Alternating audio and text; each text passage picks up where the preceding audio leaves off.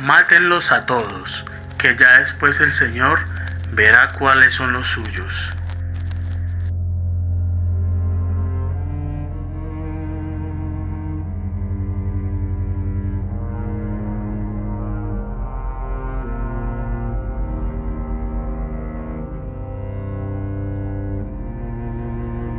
A mediados del año 1209 y al mando del ejército de asesinos de Arnaldo Amalric, arzobispo de Narboa, inquisidor y legado papal en la cruzada albigeniense en las fronteras de Béziers, en el sur de Francia, exigió que le entregaran a 200 de los más conocidos herejes según la Iglesia Católica, los cátaros, que por la persecución de la Santa Inquisición allí se encontraban refugiados.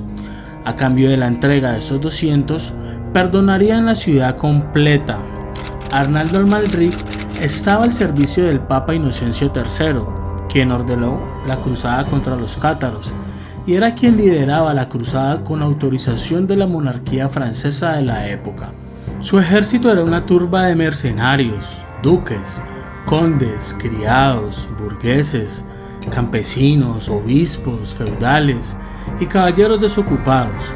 Los ciudadanos de Béziers decidieron resistir y no entregar a sus protegidos, pero por una imprudencia de unos jóvenes atolondrados, la ciudad cayó en manos de los sitiadores, y estos, en católico celo, se entregaron a la rapiña y al exterminio. Pero, ¿cómo distinguir a los cátaros de los albigenses? La orden de Amalric fue: mátenlos a todos, que ya después el Señor verá cuáles son los suyos. Y así, sin distinguir herejes y católicos, por igual iban cayendo, todos desgollados, uno tras otro. El siguiente en la lista de los inocencios fue el cuarto, quien en el clímax de su delirio se designaba a sí mismo Presentia Corporalis Christi, la presencia corporal de Cristo. Fue el que incitó a la Inquisición con su bula papal Ad Extirpanda, instrumentos de tortura, para usar la tortura y sacarle a sus víctimas confecciones de herejía. Otro Inocencio, el octavo, promulgó la bula papal Summis Desiderientes Affectibus, desear con fervor supremo, que desató la más feroz persecución contra las brujas. A su hijo Francisco lo casó con Magdalena Medici, la hija de Lorenzo, y a pesar de refrendar el trato, nombró cardenal a su hijo Lorenzo el Magnífico, Giovanni, quien entonces tenía solo 13 años de edad. A los 37, este Medici ascendió al papado y se parrandeó de banquete en banquete en una sola y continua fiesta. Se puso el Papa León X, aunque de feroz animal solo tenía el nombre. Era gordo, miope, de ojos saltones, cabalgaba de lado como una mujer a causa de una úlcera en el trasero, adquiría tal vez en uno de sus desvaneos homosexuales y que le amargaba, aunque no mucho, la fiesta. Vendió en subasta 2.150 puestos eclesiásticos, entre los cuales varios cardenalatos a 30.000 ducados el capelo, si bien a su primo bastardo Julio de Médicis, el futuro Clemente Papa VII, le dio el capelo gratis, el sombrero rojo que es insignia de los cardenales, también se le conoce como galero. Le dio el suyo propio durante la ceremonia de su coronación, tras quitárselo él mismo para aferrarse a la tira pontífica papal. El tribunal de la historia, que juzga pero no castiga, registró sus primeras líneas como papa, dirigidas en ese instante a su primo, entre comillas: ahora sí que voy a gozar, mencionó el Papa León X. Las 95 iracundas tesis de Lutero no le hicieron absolutamente nada. Era un espíritu feliz. En abril de 1517 el Papa León X dio la orden de ejecutar al joven cardenal Alfonso Petrucci de Siena, quien en un complot con otros 4 purpurados o cardenales o como prefieran llamarlos, lo quería envenenar.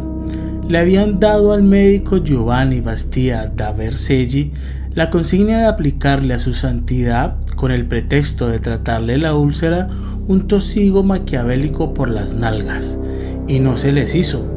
El Papa descubrió el entramado, ejecutó a Petrucci y puso a pudrirse en la cárcel a los otros 4 cardenales, y vivió varios años más feliz, con la conciencia tranquila.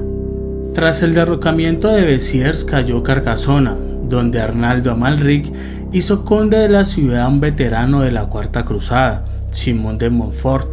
Le entregó el mando del ejército con la recomendación de que tratara a toda la Occitania como tierra de herejes y se sintiera libre de exterminar a unos cuantos si quisiera, sin tomar prisioneros, consejo que en un principio el finalmente conde no siguió, sino que hizo algo peor.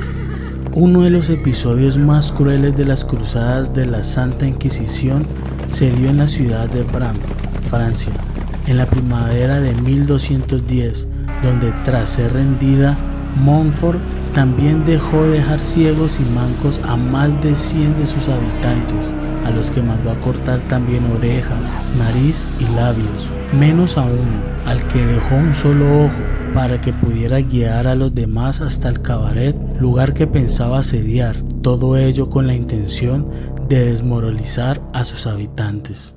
48 años tenía entonces el Papa Inocencio III, que había sido elegido a los 37 años, a la misma edad del Papa Giovanni Medicis, pero pocos comparados a la edad de 78 años en que fue elegido el Papa Benedicto XVI, pero muchos frente a los 20 años en que fue elegido el Papa Juan XI, o a los 16 años que fue elegido el Papa Juan XII, y ni se diga de los 11 años en que fue elegido el Papa Benedicto IX, el Morsa de los papas.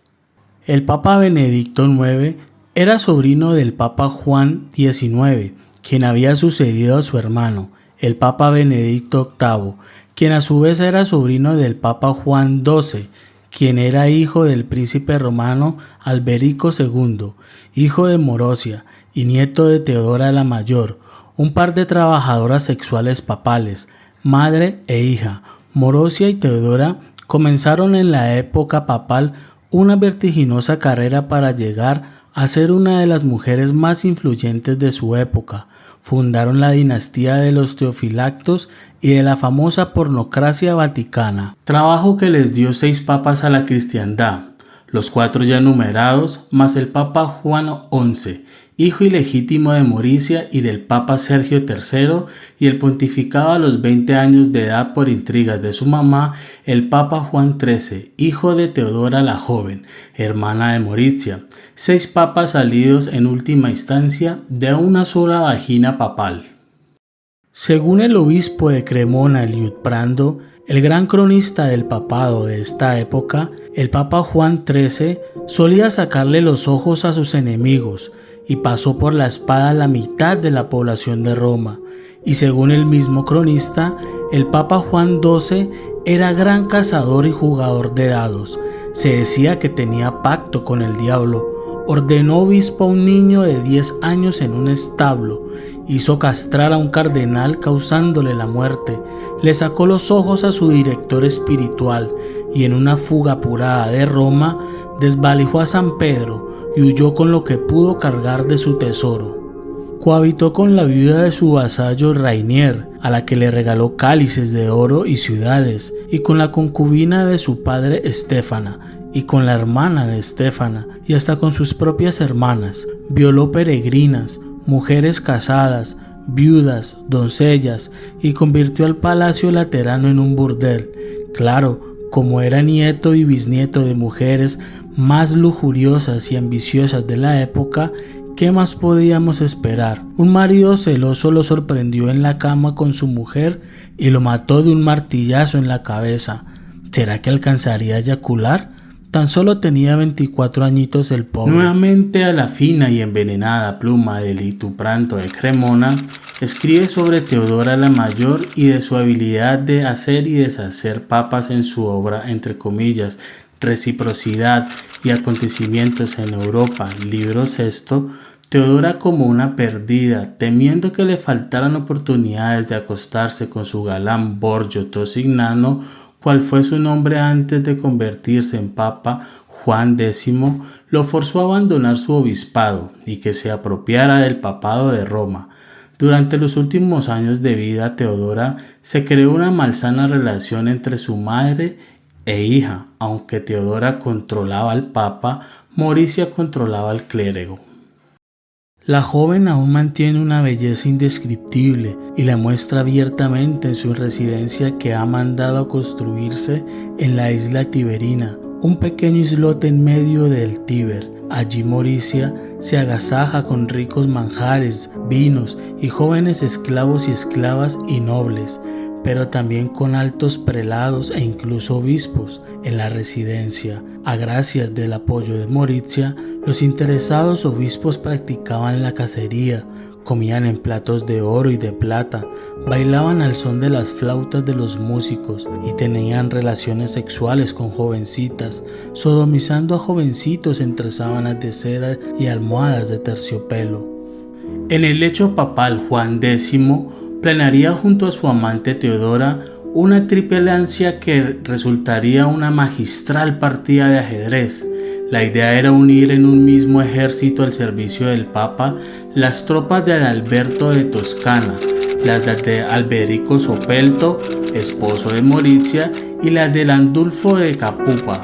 Con todas estas fuerzas al mando de Alberico, consiguieron en la batalla de Gallerano expulsar a los musulmanes de su suelo italiano, pero Juan X cometería un fallo de apreciación, ya que coronaría como emperador a Berengario de Friuli, el hombre equivocado. Alberico I, verdadero cerebro del triunfo en Garellano, y junto a él su esposa Mauricia, se presentaba a ejercer un poder sin igual en la historia del papado tras la muerte de su padre Teofilacto II. Hasta ese momento, el hombre más fuerte de la política y el desplazamiento en la línea de poder de su madre, Teodora, Roma vivía bajo una auténtica red de conspiraciones, ambiciones, rencillas, odios y rencores. El emperador Berengario cayó asesinado en el año 924 con varias puñaladas en la espalda mientras oía misa en Verona. Teofilacto I había muerto en el año 925 y la corrupta y conspiradora Teodora la Mayor en el año 928, dejando las manos libres a su hija Mauricia para continuar con el poder familiar. Alberico I quería dejar bien en claro al Papa Juan X que a pesar de que él era el Papa, él era el amo y señor de Roma, y así iba a ser. Lo cierto es que Alberico I, una herramienta poderosa en manos de la manipuladora Mauricia, pasó a ser una sencilla amenaza fácil de controlar a ser un verdadero peligro de difícil control, y aquello iba a resultar trágico para él.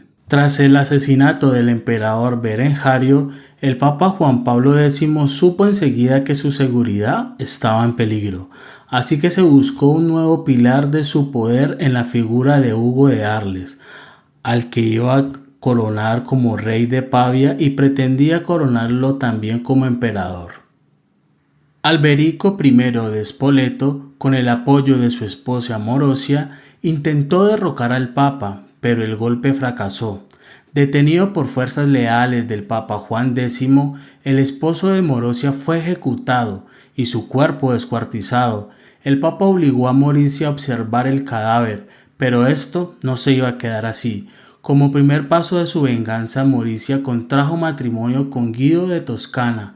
La muerte en 928 de su madre Teodora la Mayor hace que Mauricia lleve a cabo su terrible venganza contra aquel papa que asesinó a su marido. Al mando de un gran ejército, Guido de Toscana, bajo la recomendación de su esposa, se dirigió hacia Roma y tras deponer al Papa Juan X en mayo del año 928, lo encarceló en las mazmorras de San Angelo. Mauricia solo había pedido un deseo a su esposo.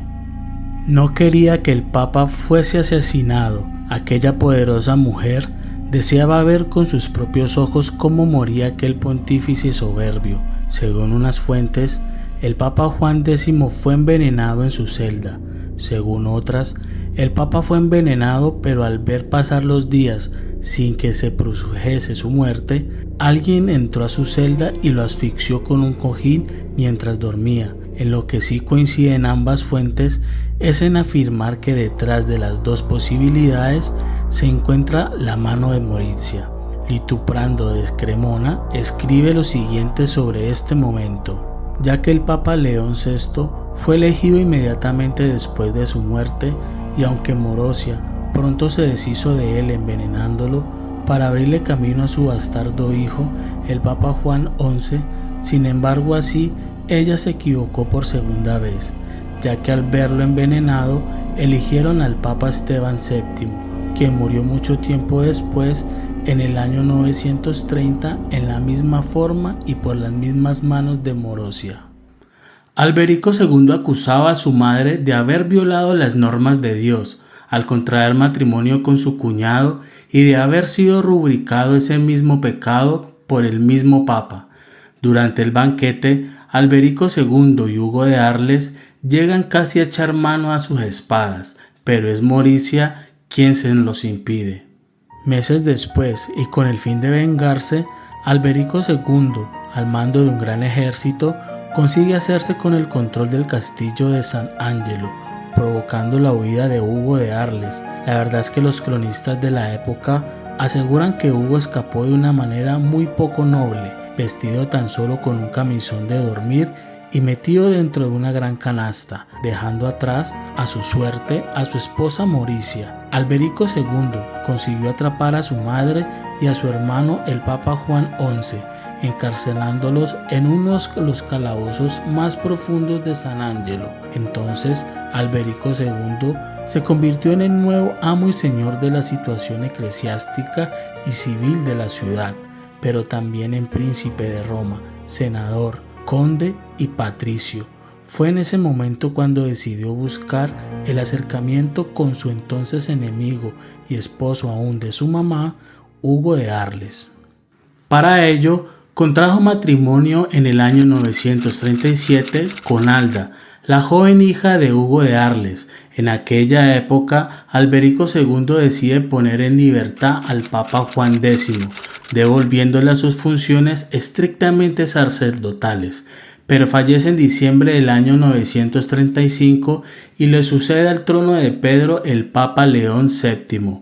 Alberico II deseaba pasar a la historia como el hacedor de los papas buenos y honestos, para acabar de una vez por todas con la mala imagen que tenía el papado.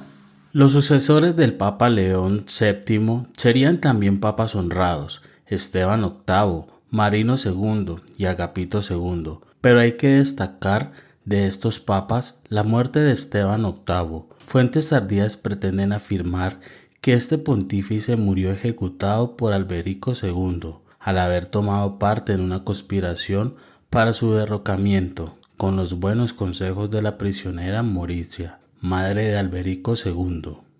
Existen dos versiones sobre la muerte de la poderosa Morizia.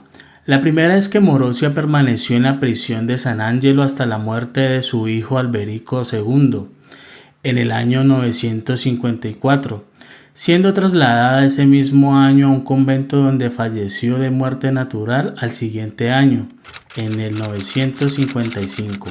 La segunda versión es que Morizia permaneció en San Angelo más de 54 años, hasta que el Papa Juan XV se apiadó de aquella anciana. En el año 986, el Papa le levantó la excomunión, enviando a un honorable obispo para exorcizar a cualquier demonio que pudiera haber ocupado el cuerpo de la anciana Morizia, quien contaba ya con 94 años de edad.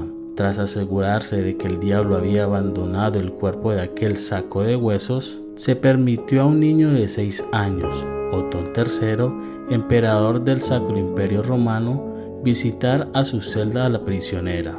Otón III quería conocer personalmente a aquella mujer que había sido hija de papa, amante de papas, madre de papa, tía de papa, abuela de papa, bisabuela de papa y tatarabuela de papa, y que había sido junto a su madre la principal responsable del gobierno llamado romano de las cortesanas. Entre ella y su madre Teodora la Mayor habían consagrado a 9 papas en tan solo 8 años, de los cuales 2 habían sido estrangulados, 1 asfixiado con una almohada, 4 destituidos, y de estos 4, 2 o 3 envenenados.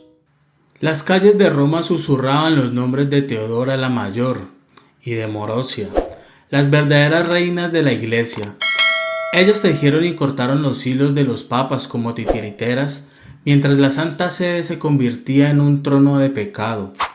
¿Pero se acabó realmente la corrupción papal con la caída de la pornocracia? Bueno, eso hay que verlo.